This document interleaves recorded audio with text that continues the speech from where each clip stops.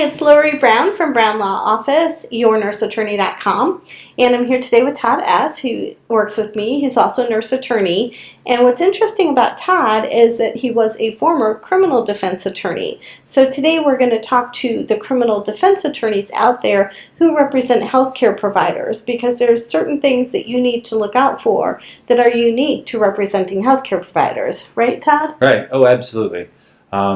If you represent a nurse, you have to understand that, of course, things will play out in the criminal court, but there will be other consequences in front of the Board of Nursing, and this may result regardless of the outcome in the criminal case. But, for example, if you represent a nurse on what seems to be very common, operating while intoxicated or drunk driving charge, and that nurse is convicted, despite your best efforts, of course, then what would happen is you need to tell your client that they have 90 days from the day of that sentence to inform the Board of Nursing of their conviction. This is basically a notice of conviction requirement that is mandated by law. Then another consequence that could follow from a criminal case would be that depending on the nature of the conviction, let's say, so for example, if the conviction were for what we call drug diversion or possession of a narcotic that was taken from a hospital or a facility, then that could have far-reaching implications on your client's license. For example, there is the Office of the Inspector General, which is a federal agency, and they kind of oversee these kind of convictions. And if your client is convicted of a drug possession charge, then the Office of the Inspector General will look into whether that medication was diverted from a Medicaid or a Medicare client. If that's the case, then they could be put on the OIG's list. And by being put on the list, the consequence is that that client or that nurse would no longer be able to care for patients that are covered under Medicaid or Medicare. And of course, that's pretty serious, because even though you've got a license, you may not be you may not be able to work anywhere, because most of the clients or the patients at that facility may be covered under Medicare or Medicaid. So it effectively makes you unemployable. So these are some of the consequences, kind of like immigration consequences that you have after a conviction. You need to be aware that the consequences of a conviction, in particular a felony conviction, would have consequences on your client's license.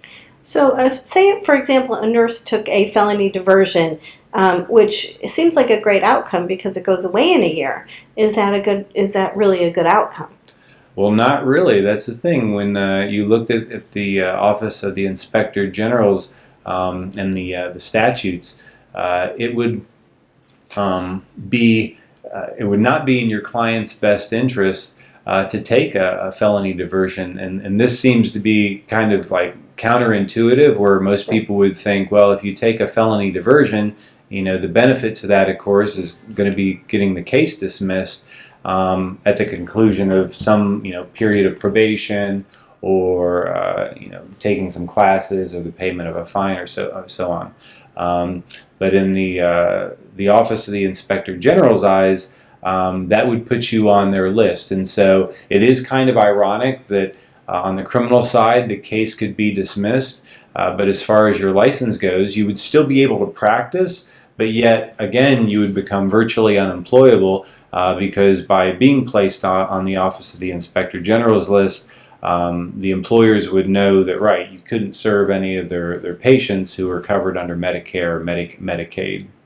So is this something that most criminal attorneys know? Did you know? Oh, absolutely not. No, while I was practicing, I didn't represent really any nurses, and so of course, when I joined this office, I became more familiar with the Office of the Inspector General, and became keenly aware that, right, what might at first seem to be a great deal, of course, when your defense attorney comes to you and says, hey, I can get this case dismissed through a diversion program, and of course that seems very appealing, You just need to know on the back end of that the criminal case might be dismissed, but you might not be able to practice as a nurse the way you had before.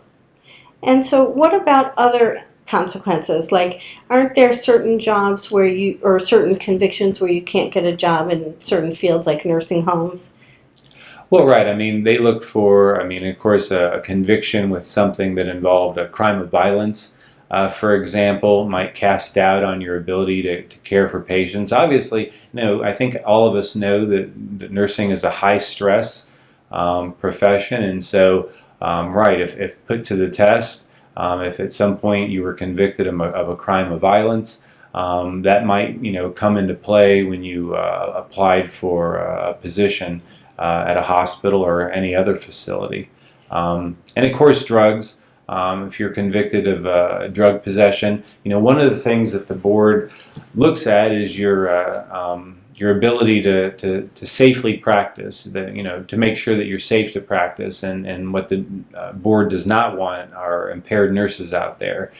And so, if you are convicted of operating while intoxicated or possession of a drug, in particular a narcotic drug, again, this might not only have consequences in front of the board, but just in looking for a job, those kind of convictions might make you, like I said, might make it difficult to find work.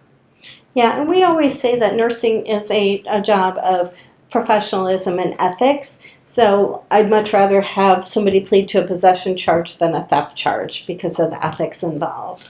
Right. Yeah. The board of nursing looks at your judgment, and of course, the board sees plenty of operating while intoxicated cases and convictions.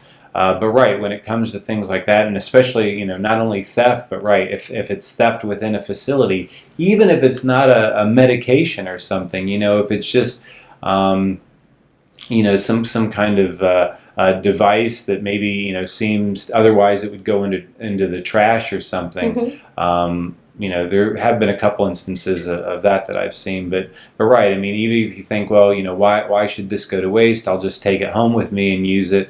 That could have serious consequences on your license, even if it doesn't result in a criminal charge. Right. So we just wanted to come to you to inform you of how to represent your healthcare professional. We're not trying to tell you how to represent them criminally, but what will help them with their license, since, you're protecting their freedom, but now we have to protect their ability to earn a living. Right. And like I said earlier, it is kind of like an immigration case. If you represent somebody who's not a U.S. citizen, then you should be mindful of the consequences that the criminal case might have on their immigration status. Likewise, if you represent a nurse and, if it's disclosed that you represent a nurse, then you should be mindful of the consequences that it would have on their license, just like it would on any licensed professional, whether it was a doctor or pharmacist. But there are so many nurses, thousands of nurses out there, that it's more than likely that, right, if you represent a nurse, you also need to be thoughtful about what could happen to their license, and to have that conversation with them, just to make sure that they understand that there may be some things that they need to do with regard to their license, because once the criminal case is over, it doesn't mean that for them they're just going to be able to kind of set it aside. As I've talked about in another video, when it comes to these convictions, there's going to be a 90-day notice of conviction that needs to be sent in, and then there's also going to need to be disclosure of that matter, even if it wasn't a conviction. If it's an arrest or a charge, it still needs to be disclosed on the nurse's license renewal. So we're happy to partner with you, and so that you can protect your clients' freedom, we can protect their livelihood, and we're happy to help you with any of the questions you have about doing the best you can to protect their license as well, whether in the criminal proceeding. So thanks for watching, and again, feel free to call us. Thank you. Thanks.